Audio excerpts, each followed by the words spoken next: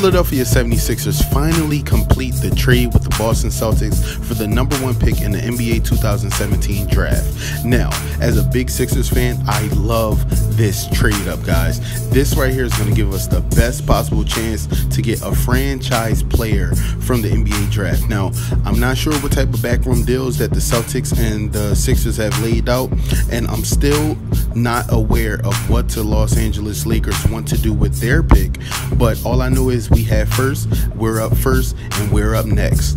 Now, we currently have Ben Simmons coming off injury, as well as Joel Embiid coming off injury, but hopefully with this first round pick, we're going to do things big. Now, from first round picks, Allen Iverson was, of course, the best first round pick that we've ever had. Doug Collins also was a first round pick, and Ben Simmons, of course, he took a serious injury in his not even his first season, but hopefully this will turn things around as the franchise grows.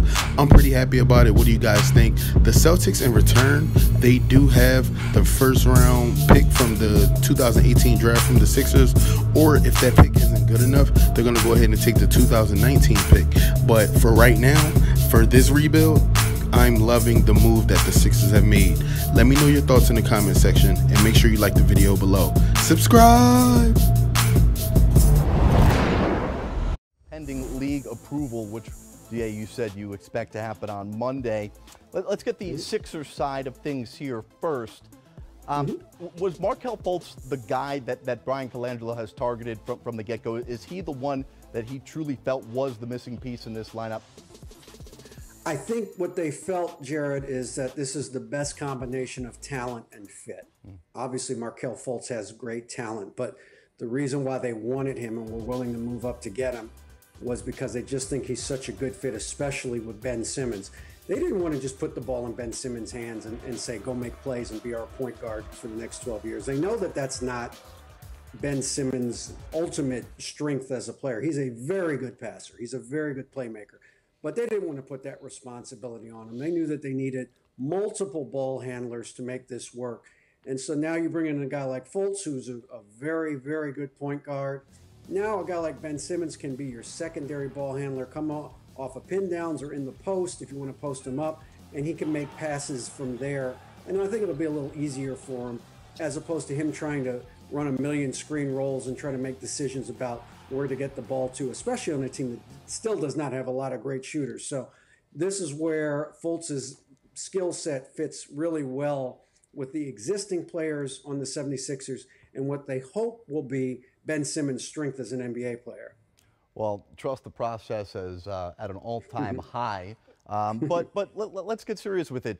Now with this type of talent, what is an expectation of where and when this team should be competitive?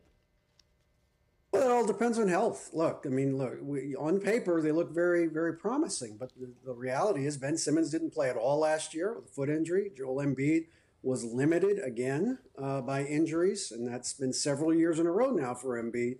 So you can't really say that this team has arrived until you know that those two guys and everybody else that's in their core group is going to be able to play 65, 70, 75 games a year.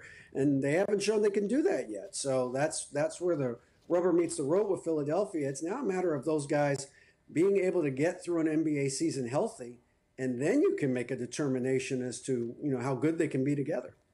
All right, we'll get the Boston side in a moment. Let's talk to 3D about what the Sixers did.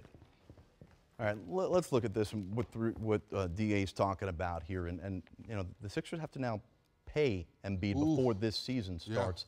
Yeah. Building with this core, it sounds promising, but are you as optimistic as it seems all of Philadelphia is? Well, I'm starting to feel a little bit better about it. I thought DA hit it right on the head, in my opinion, where now you're taking a lot of pressure off Ben Simmons, saying, here's the basketball, go run our ball club, knowing you haven't played an NBA season yet. Right. So now you bring another young guy who's still learning too, Jared, but has more of a true point guard, ball handling skills, if you will, even though we know Ben Simmons wants to be a facilitator when he has the ball. But until you get to training camp, who's willing to catch and shoot? Who's willing to be on the other side of the floor and do other things without the ball? Who's willing to go rebound? Little things like that you won't find out to training camp. But if you're the Sixers and you get that pick, you're taking Fultz.